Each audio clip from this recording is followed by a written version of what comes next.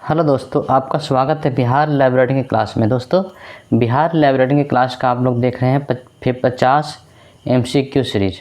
तो आपका स्वागत है कैरियर पथ बिहार एग्ज़ाम के चैनल पे। दोस्तों, हमारे चैनल पे बिहार SSC और बिहार लैब रीडिंग का क्लास आता है।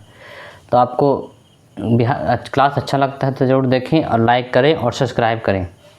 दोस्तों, ये जो 50 MCQ सीरीज चल रहा है ये आपका एग्ज़ाम के लिए बहुत इंपॉर्टेंट है और इससे बहुत सारे क्वेश्चन रेलवे लाइब्रेरियन के एग्ज़ाम में भी आए थे और आगे भी कोई भी लाइब्रेरी का एग्ज़ाम होगा तो उसमें क्वेश्चन आएगा। खास करके बिहार लाइब्रेरी के एग्ज़ाम को हम अच्छे से टारगेट करेंगे। जितना भी सब्जेक्ट है सारे को अच्छे से पढ़ाया जाएगा और हम उम्मीद करते हैं कि वैकेंसी आएगा ही। तो हम लोग क्वेश्चन को स्टार्ट करते हैं। पहला क्वेश्चन क्या है? संगठनात्मक चार्ट मतलब ऑर्गेनाइजेशनल चार्ट का क्या दर्शाता है? संगठनात्मक चार्ट मतलब आप लोग समझ सकते हैं कि इसको थोड़ा लैंग्वेज थोड़ा इसका हार्ड होता है। लाइब्रेरी का जो हिंदी लैंग्वेज है थोड़ा सा हार्ड है, तो हम लोग इसको समझते हैं कि संगठनात्मक मतलब संगठन का चार्ट मतलब कोई उस पर लिखा हुआ कुछ होता है। तो ये क्या दर्शाता है? पुस्तकालय का वित्तीय विवरण, पुस्तकालय में औपचारिक संरचना और रिपोर्टिंग संबंध, पुस्तकालय की गतिविधियों का प्रवाह या फिर पुस्तकालय के लक्ष्य और उद्देश्य। दोस्तों, एक संगठनात्मक चार्ट, कोई भी संगठन का जो चार्ट होता है एक आरेख होता है जो एक संगठन जैसे कि पुस्तकालय की औपचारिक संरचना को दर्शाता है। क्या दर्शाता है? औपचारिक संरचना और रिपोर्ट संबंध को दर्शाता है। इसके माध्यम से कर्मचारियों की भूमिकाएं, जिम्मेदारी और कौन किसे रिपोर्ट करता है यह समझाना आसान हो जाता है। डीएसपीएस सॉफ्टवेयर मुख्य रूप से किसके लिए उपयोग किया जाता है? परिसंचरण प्रणाली, संस्थागत डिजिटल भंडार बनाने के लिए, पुस्तकालय वेबसाइट बनाने के लिए, ऑनलाइन कैटलॉगिंग के लिए। दोस्तों, इसका लैंग्वेज बहुत हार्ड होता है लाइब्रेरी का, तो शुरू में आपको दिक्कत होगा, लेकिन जब आप पढ़ते रहेंगे तो आपको सारा लैंग्वेज समझ में आने लगेगा। तो डीएसपीएस सॉफ्टवेयर मुख्य रूप से किसके उपयोग के लिए किया जाता है? तो डीएसपीएस सॉफ्टवेयर एक ओपन सोर्स सॉफ्टवेयर है जिसका उपयोग संस्थागत डिजिटल भंडार, क्या दोस्तों? डिजिटल भंडार बनाने और प्रबंधित मतलब मैनेजमेंट करने के लिए गया था। डिजिटल भंडार बनाने के लिए क्या करते हैं हम लोग? डीएसपीएस बनाते हैं। डी से डिजिटल, तो ये डी से डिजिटल हो गया। डी से क्या होता है? डिजिटल होता है। यहाँ डिजिटल ऑप्शन हो गया। संस्थागत डिजिटल भंडार बनाने के लिए सीए कट्टर की एक्सपेंसिव क्लासिफिकेशन में कितने विस्तार एक्सपेंशन थे? 3, 5, 7 या 7 या 9। सीए कट्टर की एक्सपेंसिव क्लासिफिकेशन में प्रणाली में 7 शेड्यूल थे। कितना शेड्यूल थे दोस्तों? 7। सीए कट्टर एक्सपेंसिव क्लासिफिकेशन कौन दिया? सीए कट्टर दिए थे। तो इसमें कितना था शेड्यूल? 7 शेड्यूल था। करंट बायोग्राफी का प्रकाशन कौन करता है? करंट बायोग्राफी का प्रकाशन HW विल्सन कंपनी द्वारा की जाती है। किसके द्वारा किया जाता है? HW विल्सन कंपनी करता है करंट बायोग्राफी का प्रकाशन।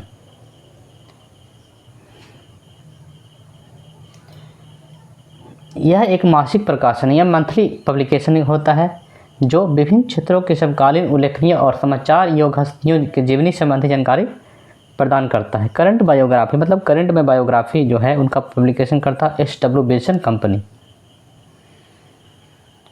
रिसोर्स शेयरिंग का सबसे आम रूप क्या है? डुप्लीकेट खरीद, inter library loan, staff exchange या फिर बिल्डिंग शेयरिंग। दोस्तों, रिसोर्स शेयरिंग मतलब जो रिसोर्स है आपके पास, जो कि लाइब्रेरी के पास कोई रिसोर्स है, मतलब कि लाइब्रेरी के पास कोई बुक है बुक होता है लाइब्रेरी में, और कोई और लाइब्रेरी है जिसके पास बुक नहीं है। मतलब आप लाइब्रेरी में गए, फिर समझते हैं इसको, आप लाइब्रेरी में गए और आपको कोई बुक खोजी, आपने कोई बुक खोजा जैसे कि करंट क्लासिफिकेशन या फिर आपको कोई इंटरेस्टेड बुक, हिस्ट्री का, ज्योग्राफी का या फिर लाइब्रेरी साइंस का, जो भी आपको बुक पसंद है वो बुक आप खोजें, लेकिन वहाँ पे बुक नहीं था। तो लाइब्रेरी वाला क्या करेगा? दूसरा लाइब्रेरी से कनेक्ट करेगा, दूसरे लाइब्रेरी को फ़ोन करेगा, चाहे किसी तरह से मैसेज करके या फिर फ़ोन करके कनेक्ट करेगा, और वो कहेगा कि क्या आपके पास ये बुक है?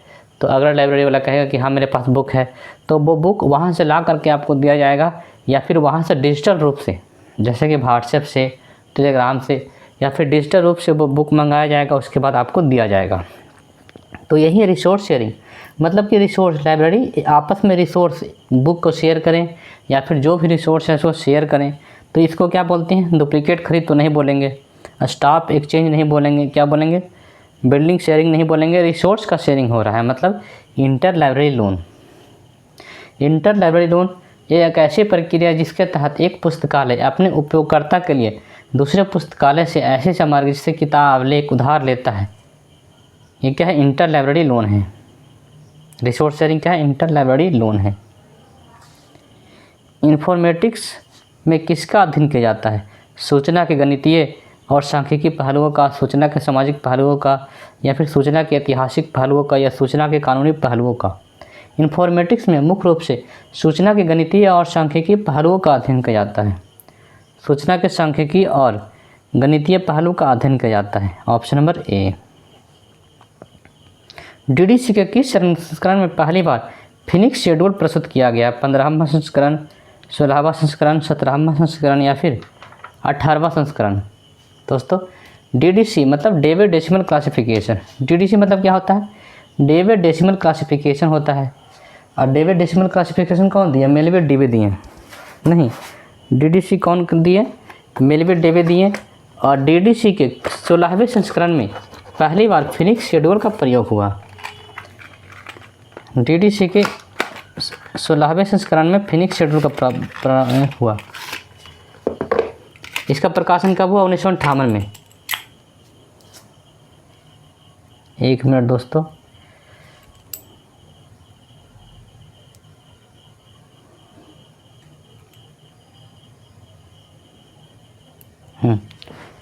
डीडीसी के 16वें संस्करण में फिनिक्स शेड्यूल का प्रयोग हुआ। और डीडीसी को क्या बोलते हैं? डेविड डेसिमल क्लासिफिकेशन बोलते हैं। डीडीसी को बोलते हैं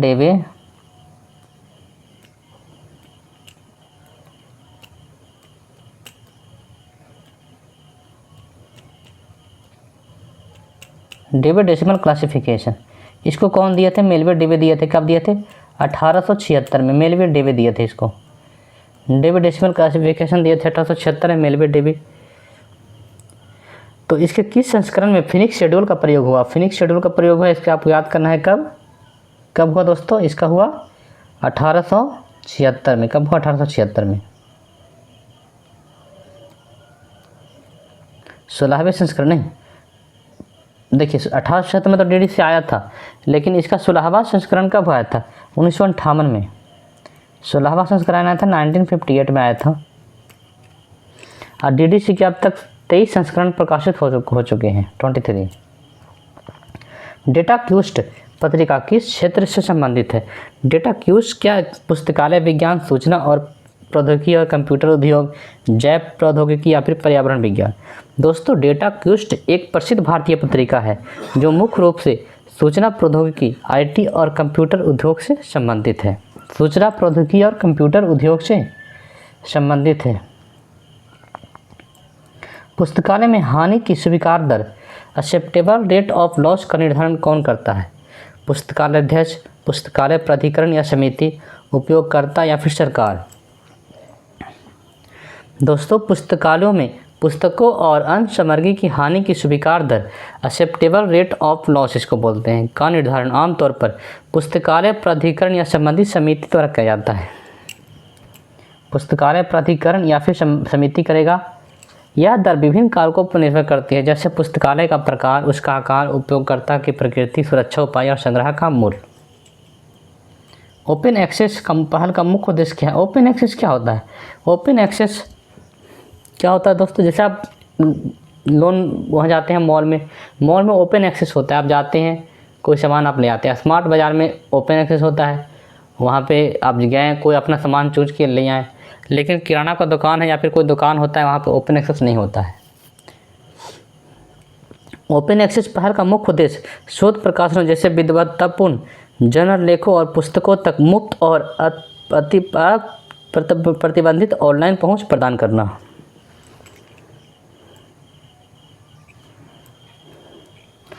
प्रतिबंध नहीं है, आप वहाँ पहुँचने के लिए कोई प्रतिबंध नहीं हो। क्या है? Open access. प्रॉक्सिमिटी ऑपरेटर्स का उपयोग किस में किया जाता है? प्रॉक्सिमिटी किस में? परिसंचरण। परिसंचरण मतलब होता है सर्कुलेशन। पुस्तक का लेना और देना ही क्या है? परिसंचरण कहलाता है। पुस्तक लाइब्रेरी से लिए फिर लौटाएं, उसको क्या बोलते हैं? परिसंचरण। उन्नत डेटाबेस खोज, बजटिंग या फिर वर्गीकरण। प्रॉक्सिमिटी ऑपरेटर्स का उपयोग किस में होता है? प्रॉक्सिमिटी ऑपरेटर्स का उपयोग होता है मुख्य रूप से उन्नत डेटाबेस खोज में किया जाता है, एडवांस डेटाबेस सर्चिंग में किया जाता है। एडवांस डेटाबेस सर्चिंग, उन्नत डेटाबेस खोज। इफ्ला की स्थापना कब हुई थी? IFLA International Federation of Library Association and Institution की स्थापना। इफ्ला, इफ्ला का फुल फॉर्म लिख देते हैं आपके लिए। इफ्ला क्या होता है? International Federation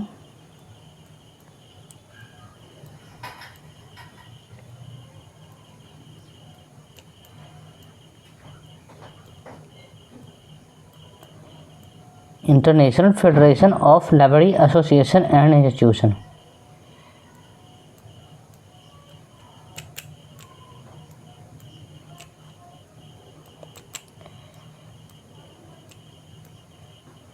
International Federation of Library Association and institution.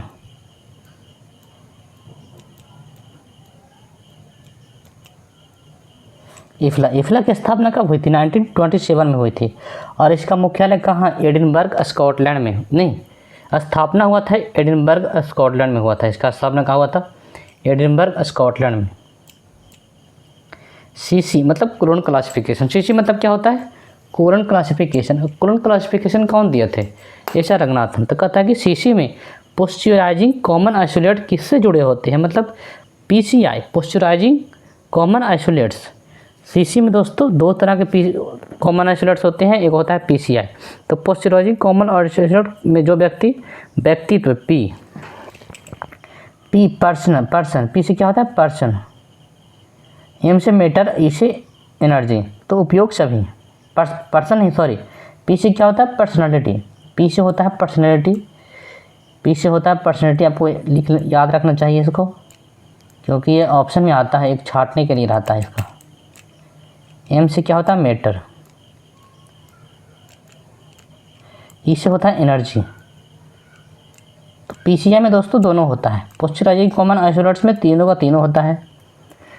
Colon classification CC में पोस्चराइजिंग कॉमन आइसोलेट्स में कॉमन आइसोलेट्स होते हैं जो किसी व्यक्तित्व मतलब पर्सनैलिटी को पी, पदार्थ एम और ऊर्जा एनर्जी ई पक्ष के बाद जोड़े जा सकते हैं। मद्रास लाइब्रेरी एसोसिएशन, माला की स्थापना में किसकी महत्वपूर्ण भूमिका थी? मद्रास लाइब्रेरी एसोसिएशन, माला की स्थापना में डॉक्टर एस आर रंगनाथन और केवी कृष्णस्वामी अय्यर की महत्वपूर्ण भूमिका थी। किसका? डॉक्टर एस आर रंगनाथन और केवी कृष्णस्वामी अय्यर। दोस्तों मद्रास लाइब्रेरी एसोसिएशन क्या होता है? प्राइवेट होता है। ऑर्गेनाइजेशन क्या होता है? सरकारी। माला की स्थापना कब हुई थी? 31 जनवरी 1928 को। कब होता है? 31 जनवरी 1928 को हुआ था। यह भारत में पुस्तकालय आंदोलन को बढ़ावा देने और पुस्तकालय विज्ञान के विकास में एक अग्रणी संगठन रहा है। मद्रास लाइब्रेरी एसोसिएशन माला की स्थापना कौन किए थे? डॉक्टर एस आर रंगनाथन और KV Krishnaswamy Ayyar. ISBD, International Standard Bibliographic Description का मुख्य उद्देश्य क्या है? ISBD, International Standard Bibliographic Description का मुख्य उद्देश्य क्या है? विभिन्न देशों और विभिन्न भाषाओं में तैयार किए गए ग्रंथ सूची विवरणों में एकरूपता और मानकीकरण करना।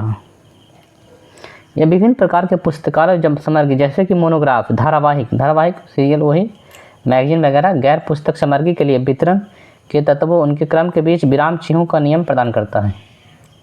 आईएसबीडी क्या होता है? उसके लिए होता है मोनोग्राफ के लिए, मतलब कि मैगजीन वगैरह के लिए। विभिन्न देशों की ग्रंथ सूची विवरणों में एकरूपता लाना। प्रिंटेड मटेरियल का विपरीत क्या है? प्रिंटेड मटेरियल का विपरीत क्या होता है? नॉन प्रिंट मटेरियल, गैर मुद्रित सामग्री। गैर मुद्रित सामग्री क्या हो जाएगा? Non printed material. इसका हिंदी होता है नॉन प्रिंटेड मटेरियल का हिंदी क्या होता है? गैर मुद्रित सामग्री। तो प्रिंटेड मटेरियल का ही उल्टा क्या हो गया? गैर non printed material.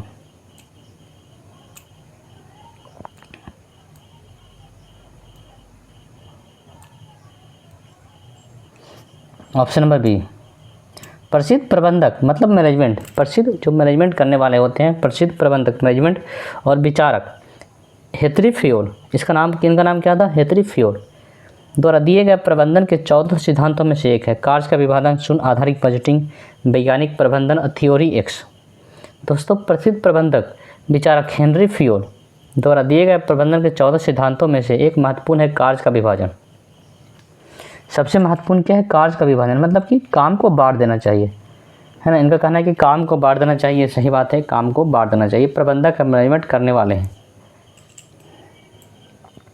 National Digital Library of India NDLI को किसने वित्त पोषित किया है, मतलब उसको पैसा, फंडिंग कौन देता है, पैसा कौन देता है। National Digital Library of India को पैसा कौन देता है, संस्कृति मंत्रालय, शिक्षा मंत्रालय, विज्ञान और प्रौद्योगिकी मंत्रालय या फिर इलेक्ट्रॉनिक्स और सूचना मंत्रालय। तो national Digital Library of India NDLI का मुख्य रूप से भारत सरकार के शिक्षा मंत्रालय कौन देता है, शिक्षा मंत्रालय को इंग्लिश में क्या कहते हैं, मिनिस्ट्री ऑफ एजुकेशन, जिसका पहले क्या नाम था, मानव संसाधन विकास मंत्रालय। दोस्तों नई शिक्षा नीति में क्या हुआ था, मानव संसाधन विकास मंत्रालय का नाम क्या कर दिया गया, शिक्षा मंत्रालय कर दिया गया। शिक्षा मंत्रालय ही National Digital Library of India को क्या करता है, फंडिंग देता है, पैसा देता है। रंगनाथन का कैनन ऑफ कॉन्टेक्स्ट का क्या अर्थ है, रंगनाथन जी क्या दिए हैं, कैनन ऑफ कॉन्टेक्स्ट दिए हैं। इसका मुख्य अर्थ है कि किसी शब्द या पद का अर्थ उसके आसपास अन्य शब्दों या जिस संदर्भ में उसका उपयोग किया जाता है उससे निर्धारित होता है। शब्दों के अर्थ उसके अनेक संदर्भ से निर्धारित होता है, कैनन ऑफ कॉन्टेक्स्ट है। बुक इन प्रिंट्स का प्रकाशक कौन है, दोस्तों बुक इन प्रिंट्स का प्रकाशक कौन है, SW Wilson, RR Bowker, Library of Congress या फिर OSCLC। बुक इन प्रिंट्स का प्रकाशन कौन करता है दोस्तों, ये करता है RR बाउकर। बुक इन प्रिंट्स का प्रकाशन करता है RR बाउकर।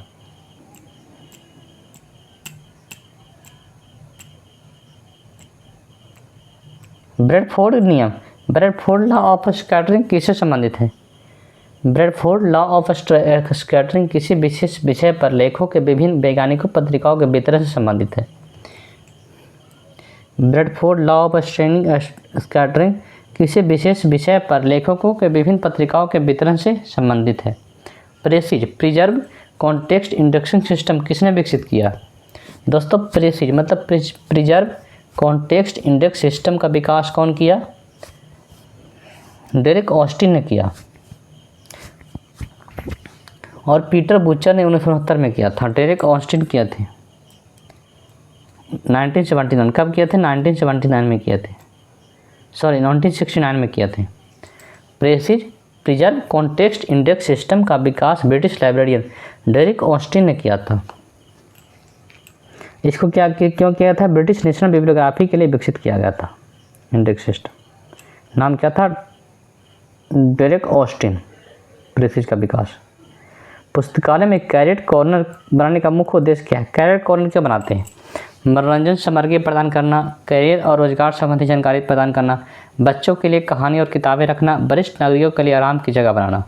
दोस्तों पुस्तकालयों में कैरियर कॉर्नर स्थापित करने का मुख्य उद्देश्य उपयोगकर्ता को कैरियर, शिक्षा और रोजगार संबंधी जानकारी संसाधन के साथ साथ मार्गदर्शन प्रदान करना है। कैरियर कॉर्नर छात्रों, नौकरी चाहने वाले और अपने करियर को बदलने या आगे बढ़ाने के इच्छुक व्यक्तियों के लिए मूल्यवान संसाधन हो सकता है। तो कैरियर कॉर्नर क्या है दोस्तों, कैरियर कॉर्नर करियर की और रोजगार संबंधी जानकारी प्रदान करना। Open source integrated library system, open source ILS का उदाहरण है। ओपन सोर्स क्या है, वर्चुआ, एवरग्रीन, सियरा या फिर alias for window. Open source integrated library system ILS का एक प्रसिद्ध उदाहरण एवरग्रीन है। क्या है दोस्तों, evergreen. Open source library system का एक उदाहरण क्या है, एवरग्रीन है। एवरग्रीन एक open source integrated library system है। इसका उपयोग सार्वजनिक और शैक्षणिक पुस्तकालय में किया जाता है। ट्रांसलिटरेसी का क्या अर्थ है, केवल एक भाषा पढ़ना, कई भाषाओं में साक्षर होना, विभिन्न संचार माध्यम में पढ़ने, लिखने और बातचीत करने की क्षमता, केवल डिजिटल साक्षरता। ट्रांसलिटरेसी का अर्थ है विभिन्न प्रकार के संचार प्लेटफॉर्म, उपकरणों और मीडिया जैसे प्रिंट, एनालॉग, डिजिटल, मौखिक दृश्य में पढ़ने, लिखने और बातचीत करने और अंतःक्रिया करने की क्षमता। विभिन्न संचार माध्यमों में पढ़ने लिखने और बातचीत करने की क्षमता क्या है? ट्रांसलिटरेसी।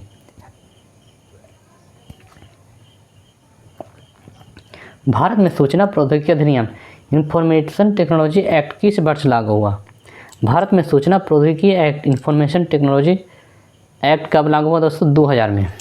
इंफॉर्मेशन टेक्नोलॉजी एक्ट लागू हुआ भारत में 2000 में। दोस्तों हम आपके लिए 50 क्वेश्चन का बिहार लाइब्रेरियन के लिए MCQ सीरीज शुरू की है। जब वैकेंसी आएगी तो हम 100 क्वेश्चन का कर देंगे, और जब एग्ज़ाम पास आएगी तो हम पक्का आपके लिए 500 क्वेश्चन कराएंगे, और जितना भी सिलेबस हो सारा सिलेबस को कवर किया जाएगा।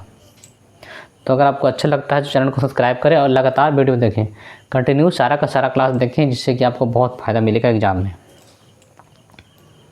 CC में ऑटो बायस डिवाइस का प्रयोग किस लिए किया जाता है? CC मतलब कोण क्लासिफिकेशन। CC में ऑटो बायस डिवाइस का प्रयोग किया जाता है एक ही मुख्य वर्ग के विभिन्न पहलुओं को एक साथ लाने के लिए। किसके लिए? एक ही मुख्य वर्ग के पहलुओं को एक साथ लाने के लिए। Dictionary of national biography DNB किस देश के प्रसिद्ध व्यक्तियों की जीवनी प्रदान करती है? USA, UK, भारत और फ्रांस। दोस्तों डिक्शनरी ऑफ नेशनल बायोग्राफी मुख्य रूप से यूनाइटेड किंगडम मतलब कि UK के इतिहास के उल्लेखनीय और प्रभावशाली व्यक्तियों की जीवनी प्रदान करती है। किसका दोस्तों? UK। Dictionary of national biography है जो UK के लिए है। रंगनाथन के अनुसार एक विश्वविद्यालय पुस्तकालय में प्रति 50 छात्रों पर परिसंचरण मतलब सर्कुलेशन 50 छात्रों पर परिसंचरण मतलब क्या हो गया? पुस्तक को लेना और देना ही क्या है? परिसंचरण है, सर्कुलेशन है। अनुभाग में कितने व्यक्ति होना चाहिए? Doctor S. रंगनाथन के स्टाफ फार्मूला के अनुसार एक विश्वविद्यालय पुस्तकालय में परिसंचरण अनुभाग मतलब कि पुस्तक लेने और देने में कितना व्यक्ति होना चाहिए? 1 व्यक्ति, 2 व्यक्ति, 3 या फिर एक पाठक द्वारा लौटाए गए पुस्तकों की संख्या पर निर्भर करता है।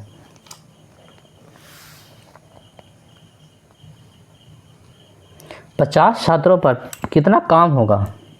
50 वो छात्र हैं तो 50 वो छात्र है तो कितना बुक ले रहा है, कितना बुक दे रहा है, उस पर निर्भर करेगा ये। तो पाठकों द्वारा लौटाए गए पुस्तकों की संख्या पर निर्भर करता है। ऐसा नहीं कि 50 छात्र हैं, 50 छात्र हैं तो उसके काम के हिसाब से यहाँ पे स्टाफ को रखा जाएगा। ऐसा नहीं कि एकदम फिक्स है कि 50 को है तो उसके लिए इतना स्टाफ होगा। बर्न कन्वेंशन का प्रशासन किसके द्वारा किया जाता है? यूनेस्को, विप्पो, WTO, IFLA। विप्पो का बर्न कन्वेंशन का प्रशासन किसके द्वारा करता है? विप्पो। विप्पो मतलब क्या हो गया? World intellectual property organisation. अब बर्न कन्वेंशन कब हुआ था? 1886 में।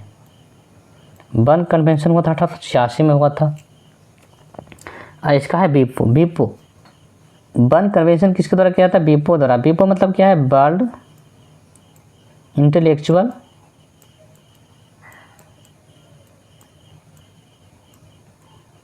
Property organisation.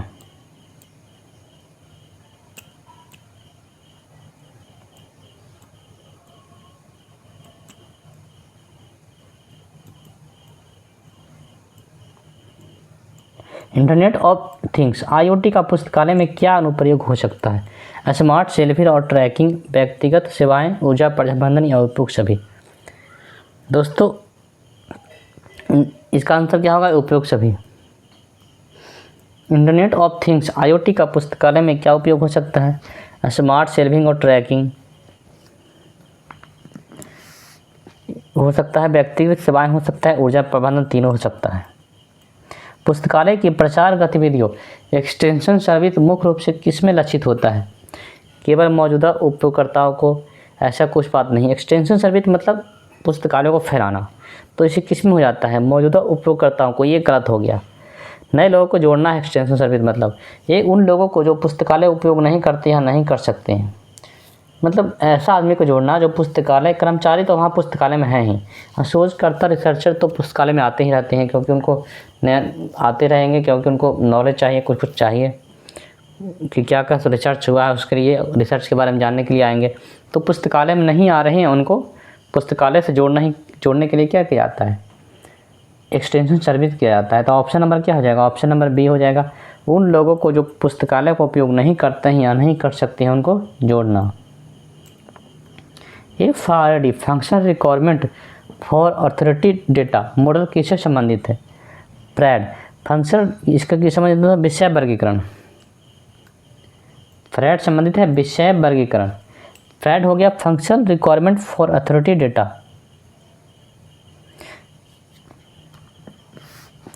का संबंधित है विषय वर्गीकरण से। एशियाटिक सोसाइटी लाइब्रेरी कलकत्ता की स्थापना किस वर्ष हुई थी? एशियाटिक सोसाइटी लाइब्रेरी कलकत्ता की स्थापना 1784 में हुई थी। 1784 में हुई थी एशियाटिक सोसाइटी लाइब्रेरी कलकत्ता की स्थापना 1784 में हुई थी। एशियाटिक सोसाइटी कलकत्ता की स्थापना 1784 में कौन किए थे? Sir William Jones. Asiatic society की स्थापना कौन किए थे? कलकत्ता, ये कलकत्ता वाले का स्थापना कौन किया था? Sir William Jones. सर अंग्रेज अधिकारी थे, ये थे नहीं था, तो अंग्रेज अधिकारी था ये सर विलियम जोन्स, और इसी ने क्या किसका स्थापना किया था? एशियाटिक सोसाइटी लाइब्रेरी कलकत्ता का स्थापना किया था।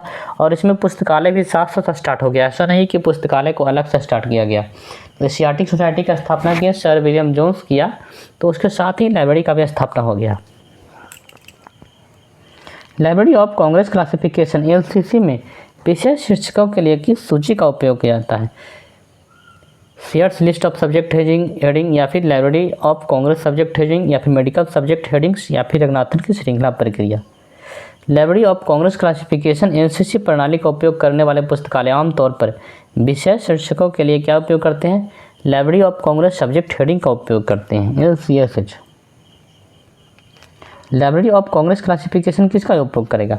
लाइब्रेरी ऑफ कांग्रेस जो है वो library of Congress subject heading का ही उपयोग करता है। लाइब्रेरी ऑफ कांग्रेस कोई और क्लासिफिकेशन का भी उपयोग नहीं करता है। लाइब्रेरी ऑफ कांग्रेस का अपना क्लासिफिकेशन स्कीम है, उसे कोई उपयोग करता है, और ये अपना ही चीज़ उपयोग करता है। तो लाइब्रेरी ऑफ कांग्रेस क्लासिफिकेशन विषय शीर्षकों के लिए सब्जेक्ट हेडिंग के लिए भी किसका उपयोग करेगा? Library of Congress subject heading का ही उपयोग करेगा। भारत में कॉपीराइट संशोधन अधिनियम हाल ही में किस वर्ष पारित हुआ? दो एक चीज़ ध्यान रखेंगे, लाइब्रेरी ऑफ कांग्रेस अपना ही क्लासिफिकेशन यूज करता है, किसी और का नहीं। भारत में कॉपीराइट संशोधन अधिनियम हाल ही में किस वर्ष पारित हुआ? 2000, 2012, 2005 या फिर 2018? दोस्तों, भारत में कॉपीराइट अधिनियम पहली बार 1957 में हुआ था, लेकिन हाल ही में इसको 2012 में पारित हुआ। मतलब 1957, 2012 में फिर से दोबारा पारित हुआ। पहली बार 1957 में आया था, लेकिन अभी प्रेजेंट में 2012 में पारित हुआ। और पहली बार फर्स्ट बार कब पारित हुआ था? 1957 में पारित हुआ था। डीडीसी में सापेक्ष स्थान रिलेटिव लोकेशन का क्या अर्थ है? पुस्तकालय को विषय के अनुसार एक साथ रखा जाना, चाहे वह कहीं भी प्राप्त हुई हो, या फिर पुस्तकालय को उनके आकार के अनुसार रखा जाता है, पुस्तकालय को उनके प्राप्ति क्रम में रखा जाता है, पुस्तकों को लेखक के अनुसार रखा जाता है। दोस्तों, डेविड डेसिमल क्लासिफिकेशन जैसे वर्गीकरण प्रणालियों में सापेक्ष स्थान रिलेटिव लोकेशन का अर्थ है कि पुस्तकों को शेल्फ पर उनके विषय के अनुसार एक साथ व्यवस्थित किया जाता है, भले पुस्तकालय द्वारा कभी भी पुस्तक प्राप्त की गई हो। तो डीडीसी में सापेक्ष स्थान रिलेटिव लोकेशन का अर्थ क्या है दोस्तों? इसका अर्थ है पुस्तकों को विषय के अनुसार एक साथ रखा जाता है, चाहे वह कहीं भी प्राप्त हुई हो। डेटा, सूचना, नॉलेज के बीच क्या संबंध है? संबंध क्या है दोस्तों? ऑप्शन नंबर बी होगा, डेटा संसाधित होकर क्या बनाता है? सूचना। डेटा से बनता है सूचना बनता है, सूचना से बनता है इंफॉर्मेशन, डेटा से बनता है सूचना, सूचना से बनता है नॉलेज, है ना। डेटा संसाधित होकर सूचना बनाता है, सूचना समझ को अनुभव से ज्ञान बनाती है। डेटा संसाधित कर मतलब सूचना, डेटा से क्या बना? इन्फॉर्मेशन बना, इन्फॉर्मेशन समझ से क्या बनता है? नॉलेज बनता है, अनुभव बनता है। इसका एक सीरीज होता है डेटा, इन्फॉर्मेशन, नॉलेज बेस्ड। पुस्तकालय में ध्वनिकरण फ्यूमिगेशन क्यों किया जाता है? धूल हटाने के लिए, कीड़ों और फफूंदी को नष्ट करने के लिए। इसका आंसर हम लिखे कि नहीं लिखे? 88 का 88 का आंसर क्या हो जाएगा? 88 का आंसर हो जाएगा दोस्तों बी, ऑप्शन नंबर बी। पुस्तकालय में ध्वनिकरण फ्यूमिगेशन क्यों किया जाता है? धूल हटाने के लिए, कीड़ों और फफूंदी को नष्ट करने के लिए, पुस्तकालय को सुगंधित करने के लिए, पुस्तकों को नमी से बचाने के लिए। दोस्तों, पुस्तकों में ध्वनिकरण फ्यूमिगेशन मुख्य रूप से पुस्तकों और अंश संग्रह सामग्रियों को नुकसान पहुंचाने वाले कीड़ों जैसे दीमक, सिल्वर फिश और फफूंदी, फंगस को नष्ट करने या नियंत्रित करने के लिए किया जाता है। कीड़ों और फफूंदी को नष्ट करने के लिए किया जाता है दोस्तों ध्वनिकरण फ्यूमिगेशन किया जाता है। ध्वनिकरण मतलब क्या होता है? ध्वनिकरण मतलब होता है कि एक बंद कमरा में, बंद कक्ष में क्षेत्र में विषाक्त गैसों मतलब जहरीला गैस या रसायनों का उपयोग करके कीड़ों को मारा जाता है। मतलब धूम्रीकरण में पुस्तकालय को बंद करके उसमें जहरीला क्या करते हैं, जहरीला डाल देते हैं, जहरीला रसायन डाल के कीड़ों को मारा जाता है। Kissing records of bird event क्या है? विश्व की घटनाओं या तथ्यात्मक समाचार डाइजेस्ट और record. Kissing records of birds event क्या है? विश्व की घटनाओं का एक तथ्यात्मक समाचार डाइजेस्ट और रिकॉर्ड। इनपैट किसके द्वारा प्रदान किया जाता है? CSIR, DRDO, भारतीय पेटेंट कार्यालय या फिर टिप है? दोस्तों इसका आंसर होगा भारतीय पेटेंट कार्यालय। InPASS Indian Patent Advance Search System. InPASS मतलब क्या होता है? Indian Patent Advance Search System मुख्य रूप से भारतीय पेटेंट कार्यालय, Office of the Controller General of Patent Design and Trademarks द्वारा प्रदान और अनुष्ठित किया जाता है। भारतीय पेटेंट कार्यालय द्वारा इनपैट जो होता है Indian Patent Advance Search System मुख्य रूप से भारतीय पेटेंट कार्यालय द्वारा प्रदान और अनुरक्षित किया जाता है। इनपैट भारतीय पेटेंट कार्यालय द्वारा प्रदान किया जाता है। यह एक ऑनलाइन खोज सुविधा है। CC मतलब कुरण क्लासिफिकेशन में इंट्रा अरे फेज रिलेशन का उपयोग किसके बीच संबंध दर्शाने के लिए किया जाता है? CC में कुरण क्लासिफिकेशन में इंट्रा अरे फेज रिलेशन का उपयोग किसके बीच संबंध दर्शाने के लिए किया जाता है? एक ही पक्ष फेसेट के बीच आइसोलेट्स के लिए। एक ही पक्ष फेसेट के बीच के दो विभिन्न आइसोलेट के लिए। दोस्तों क्या होता है? फेसेट होता है, आइसोलेट्स होता है। देखिए सबसे पहले क्या होता है? सब्जेक्ट में बहुत सारा सब्जेक्ट आता है, हिस्ट्री, ज्योग्राफी, सिविक्स, इकोनॉमिक्स, बहुत सारा। जैसे कि हम लोग समझते हैं कि जैनिज्म भी, रिलीजन भी एक सब्जेक्ट है। तो रिलीजन सब्जेक्ट हो गया। तो रिलीजन के अंदर क्या होता है? बौद्धिज्म, जैनिज्म, हिंदुइज्म, ये सब क्या हो गया? सब्जेक्ट। फेसेट्स हो गया पक्ष, फेसेट हो गया आइसोलेट्स, फेसेट्स हो गया। और अरे क्या होता है? जैसे जैनिज्म के अंदर क्या होता है? जैनिज्म के अंदर आता है, जैनिज्म के दो पार्ट में बढ़ जाता है, दिगंबर, श्वेतांबर, तो ये सब अरे हो जाता है। CC कोलन क्लासिफिकेशन में इंट्रा अरे फेज रिलेशन। अरे क्या होता है? देखिए बताया ना आपको कि जैसे हिंदुइज्म बना, हिंदुइज्म से क्या बना? हिंदुइज्म नहीं, रिलीजन से बना, हिंदू, मुस्लिम, सिख, ईसाई सब बना। तो रिलीजन में भी बना गया क्या? जैनिज्म में भी बन गया क्या? दिगंबर, श्वेतांबर। तो दिगंबर, श्वेतांबर ही क्या है? अरे है। इंट्रा अरे फेज रिलेशन का उपयोग किसके बीच संबंध दर्शाने के लिए आता है? एक ही पक्ष के दो विभिन्न आइसोलेट्स के बीच।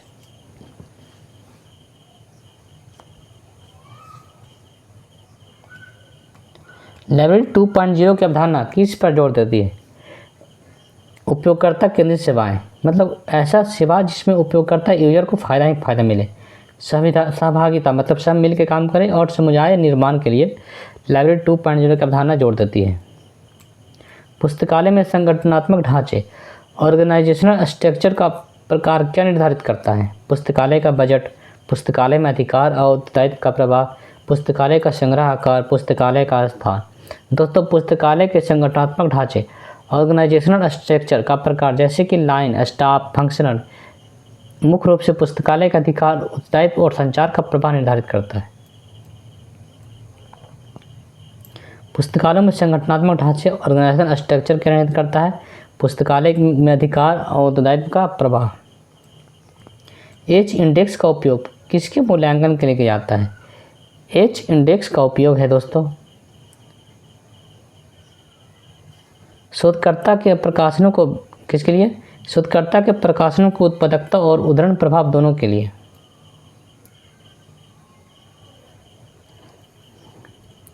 एच इंडेक्स का उपयोग किसके लिए?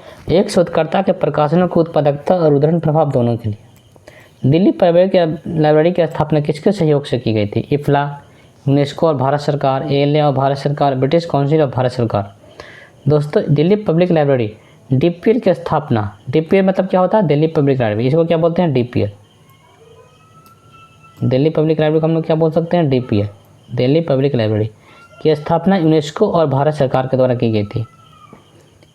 दिन इसकी कब 1951 में किया गया था, 1951 में किया था, यूनेस्को और भारत सरकार के द्वारा किया गया था।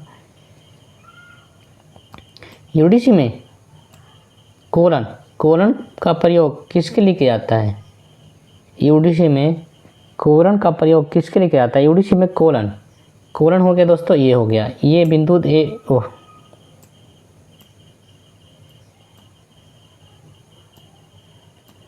ये बिंदु एक कोलन है, इसी के बीच में दो इन्वर्टेड, ये दोनों कोलन है, ये कोलन है, ये क्या है? कोलन। यूडीसी में यूनिवर्सल डेसिमल क्लासिफिकेशन में कोलन का प्रयोग किसके लिए किया जाता है दोस्तों? दो या दो से अधिक यूडीसी नंबरों को भी संबंध दर्शाने के लिए, दो या अधिक यूडीसी नंबरों के बीच संबंध दर्शाने के लिए किया जाता है। World book and copyright day कब मनाया जाता है? World book and copyright day मनाया जाता है 23 अप्रैल को, 23 अप्रैल को मनाया जाता है world book and copyright day. पुस्तकों और समाचार पत्रों की डिलीवरी सार्वजनिक पुस्तकालय अधिनियम 1954 के अनुसार भारत का प्रकाशक द्वारा निर्दिष्ट पुस्तकालयों में पुस्तकें वितरित करने की समय सीमा क्या है? दोस्तों कहता है डिलीवरी ऑफ बुक एक्ट के तहत भारत के प्रकाशक द्वारा पुस्तकालयों में कब तक पुस्तकें भेज देना चाहिए? 30 दिन के भीतर। कहता है कि कोई भी नया पुस्तक छपता है तो पब्लिकेशन का ये काम होता है कि चारों डिपोजिटरी लाइब्रेरी में एक एक पुस्तक भेज देना है। तो कब तक भेजना है, कितना दिन भेजना है? 30 दिन तक भेजना, 30 दिन में के अंदर भेज देना है। ISO 9000 मानकों का संबंध किससे है? सूचना सुरक्षा प्रबंधन, गुणवत्ता प्रबंधन प्रणाली, पर्यावरण प्रबंधन या फिर ग्रंथ सूची विवरण। दोस्तों ISO 9000 मानकों का संबंध परिवार गुणवत्ता प्रबंधन प्रणाली से है। किसके द्वारा? गुणवत्ता प्रबंधन प्रणाली, क्वालिटी मैनेजमेंट से है। दोस्तों आज का सेशन ख़त्म हुआ, तो अगले सेशन में हम लोग फिर मिलेंगे। और हम देखिए, अगर उम्मीद तो यही है कि वैकेंसी लाइब्रेरी का आ जाएगा तो बहुत अच्छी बात है, और उम्मीद करते हैं कि पक्का आएगा, लेकिन एग्ज़ाम नहीं हो पाएगा क्योंकि टाइम ही नहीं बचा। अक्टूबर में अगर वैकेंसी आता है तो कब एग्ज़ाम होगा? नवंबर में तो इलेक्शन है, या फिर सितंबर में वैकेंसी आता है, अक्टूबर में कहाँ से आएगा? सितंबर में वैकेंसी आ भी जाता है लास्ट तक, तो एग्ज़ाम का कोई चांस नहीं बनता है। तो हम लोग तैयारी करते रहेंगे, कभी न कभी तो एग्ज़ाम होगा ही, वैकेंसी तो आएगा ही आएगा। तो इसी के साथ ही हम आपसे विदा लेते हैं, और अगर आपको अच्छा लगा है तो चैनल को सब्सक्राइब करें और वीडियो को लाइक करें। दोस्तों बाय बाय, हम लोग अगले सेशन में फिर मिलेंगे।